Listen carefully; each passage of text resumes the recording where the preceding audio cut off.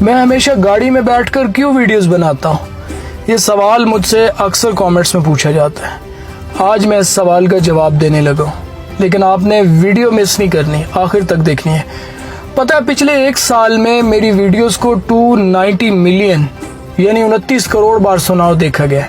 اس کے باوجود میں نے کوئی اسٹوڈیو نہیں بنایا، کوئی پراپر ویڈیو پروڈکشن کمپنی کو ہائر نہیں کیا۔ میری ایک فیملی ہے، کچھ ذمہ داریاں ہیں۔ میں ایک انٹرنیشنل ریکگنائز یونیورسٹی سے PhD کی ریسرچ کا کام کر رہا ہوں، بزنس بھی کرتا ہوں، کام بھی کرتا ہوں، آپ کے لیے ایک نئی کتاب بھی لکھ رہا ہوں۔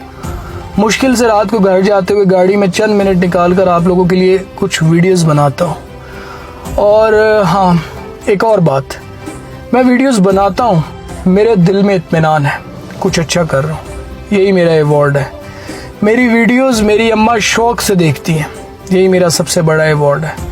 میرے ابو فخر سے بتاتے ہی کہ علی شرازی میرا بیٹا ہے، یہی میرا ایوارڈ ہے۔ اور جہاں بھی جاتا ہوں آپ لوگ مجھ سے اتنی محبت کرتے ہیں، یہی میرا ایوارڈ ہے۔ لوگ میری اماں کو ابا کو دعائیں دیتے ہیں۔ پتہ ہے دنیا میں اس سے بڑھ کر کوئی ایوارڈ نہیں ہو سکتا کہ لوگ آپ کی تربیت کی وجہ سے آپ کے والدین کو عزت اور دعائیں دیں۔ کچھ چیزیں مہنگی ہوتی ہیں، کچھ قیمتی ہوتی ہیں اور کچھ بے مول ہوتی ہیں۔ اسی طرح کچھ لوگ مہنگے ہوتے ہیں، کچھ لوگ قیمتی ہوتے ہیں اور کچھ لوگ بے مول ہوتے ہیں جن کی کوئی قیمت نہیں ہوتی۔ خیال رکھا کرو، زندگی بار بار مخلص لوگوں سے نہیں نوازتی۔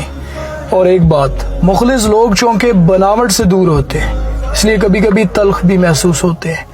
حضرت علی کا فرمان علی شان ہے، دنیا کا امیر شخص ہے وہ جس کے دوست مخلص ہو۔ چھپکلی سے ڈرنے والی ایک نازک لڑکی جب ماں بنتی ہے تو اولاد کی خاطر دنیا کے مگر مچھوں سے بھی لڑ جاتی ہے۔ تنہا ہونا یہ نہیں ہوتا کہ آپ کے پاس کوئی نہیں ہے، تنہا ہونا یہ ہوتا ہے کہ سب آپ کے پاس ہو لیکن آپ کا کوئی نہ ہو۔